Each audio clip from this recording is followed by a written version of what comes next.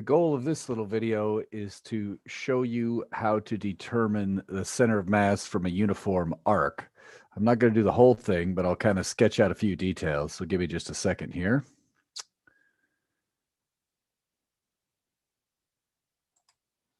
Okay. Hopefully we'll get a screen share going here. All right. So in this case, this stuff up here is pretty boring. I just included this line of code in case you've got a different IDE. Sorry if I've left that out on some earlier ones.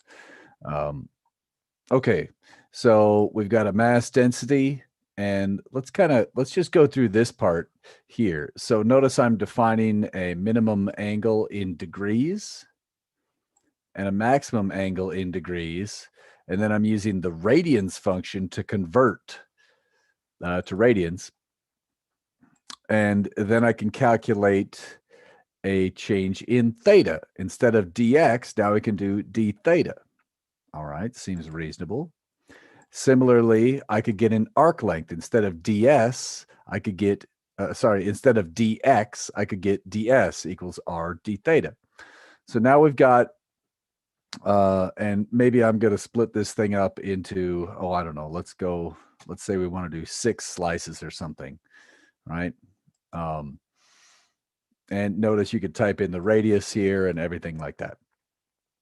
So far, so good. This is all just kind of getting started. I'm going to initialize a numerator and denominator, just like last time. I'm going to initialize an empty list. Before we called it rod.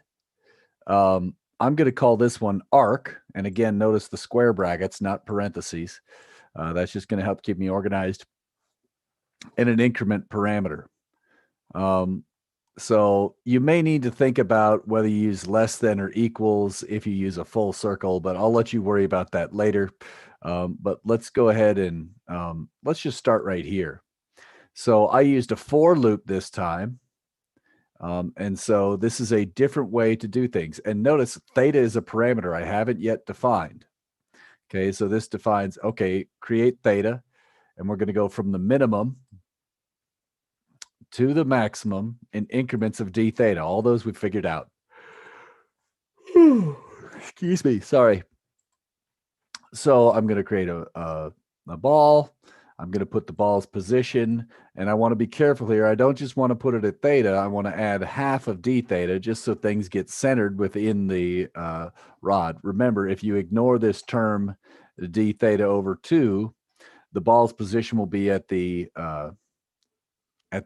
angle theta minimum. And then if I add the d theta over 2, it should hopefully be centered in the increment between the first and second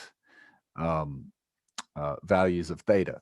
So this just centers the ball correctly. And what that does is it allows the code to converge more rapidly, I believe. So anyways, we can worry about that later in the quiz. So I define some attributes, the radius and opacity. And when I run this code, obviously there's some pieces I didn't show you there. But notice what this does. We had set n equal to 6, and I just want to annotate on here. So we had set theta min is 0 degrees. So humans are better at thinking in degrees, so I'm going to talk in degrees here. We had set theta maximum to 180 degrees. All right. And so notice the first ball is not at 0 degrees. So let me just see if we could calculate this correctly here. So in this case, this should be 30 degrees, right? Because I think we said 6 balls. I see 6 balls drawn there. So this is looking good. So we had said that n equals 6. All right. So notice d theta, I'm just going to call it d theta here, was equal to 30 degrees. Obviously, in the code, it computed that in radians. So give me just a second. So notice the position of this ball is actually right here. Use a different color. That doesn't show up too well. Let's use a yellow, maybe. This is Good time. There we go. So that is the position of the first ball. And so notice this angle is 15 degrees right there. Give me a second to write that. So that's 15 degrees. So that's that d theta over 2 that I was telling you about. So the idea here is in that code I showed you, there was theta plus d theta over 2. So in that loop, when the computer came in, it said, okay, start at theta minimum. Well, theta minimum was 0 degrees, and it said add d theta over 2.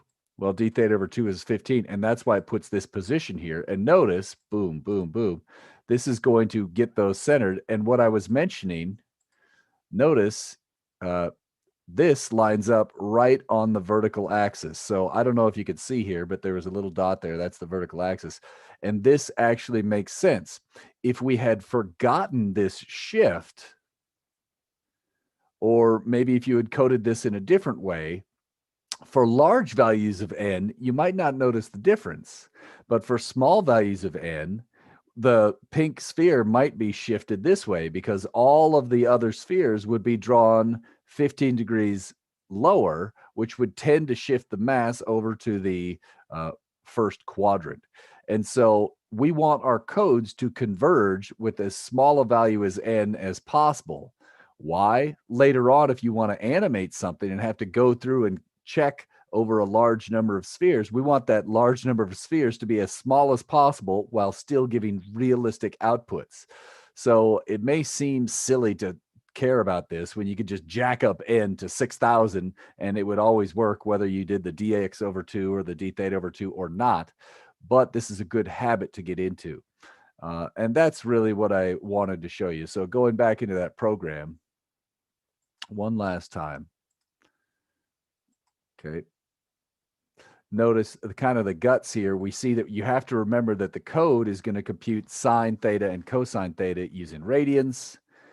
And then we have to remember to account for that d theta over 2 just to offset things so that this code will converge rapidly on the answer.